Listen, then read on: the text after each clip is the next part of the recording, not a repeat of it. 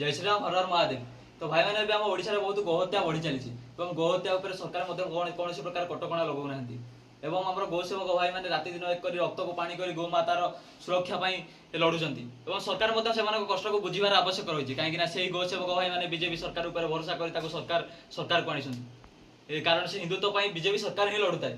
एवं सब गोमाफिया मानक तो मुझे कहबी से जहाँ कर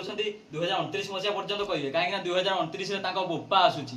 बोपा उत्तर प्रदेश मुख्यमंत्री योगी आदित्यनाथ प्रधानमंत्री हे